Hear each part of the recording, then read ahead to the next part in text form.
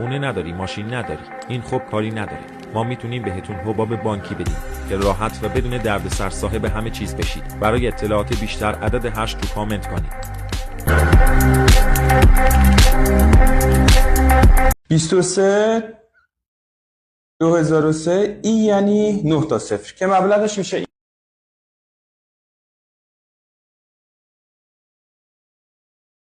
به خدا قسمی کلیپو تا آخر نگاه کنید پولدار میشید. میخواین نری سرکار پول در بیارید، صاحب خونه و ماشین بشید، میتونید از ما حباب بانکی بگیرید که راحت و بدون دردسر صاحب همه چیز میشید. برای اطلاعات بیشتر کلمه شرایط رو ارسال کنید.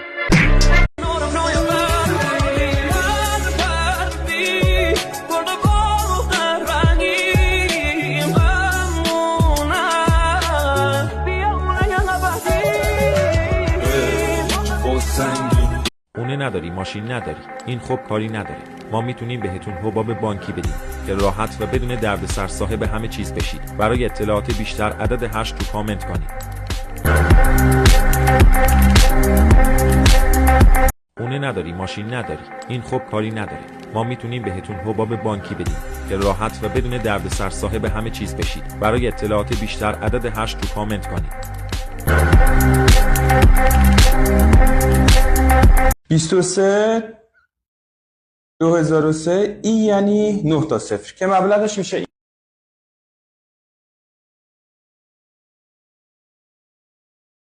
به خدا قسمی کلیپو تا آخر نگاه کنید پولدار میشید.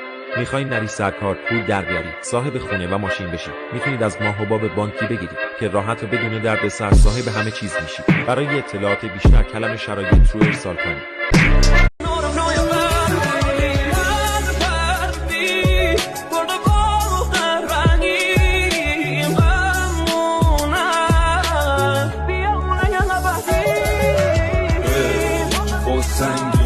خونه نداری، ماشین نداری، این خب کاری نداره. ما میتونیم بهتون حباب بانکی بدیم که راحت و بدون دردسر صاحب همه چیز بشید. برای اطلاعات بیشتر عدد 8 رو کامنت کنید. خونه نداری، ماشین نداری، این خب کاری نداره. ما میتونیم بهتون حباب بانکی بدیم که راحت و بدون دردسر صاحب همه چیز بشید. برای اطلاعات بیشتر عدد 8 رو کامنت کنید. 23 2003 ای یعنی 9 تا 0 که مبلغش میشه.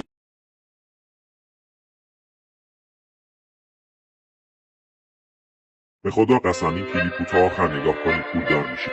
میخواین نری سرکار پول در بیارید، صاحب خونه و ماشین بشید، میتونید از ما حباب بانکی بگیرید که راحت و بدون دردسر صاحب همه چیز میشید. برای اطلاعات بیشتر کلمه شرایط رو ارسال کنید.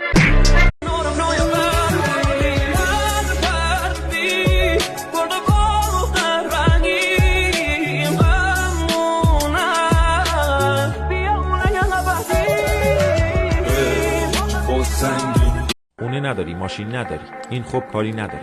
ما میتونیم بهتون حباب بانکی بدیم که راحت و بدون دردسر صاحب همه چیز بشید. برای اطلاعات بیشتر عدد 8 رو کامنت کنید.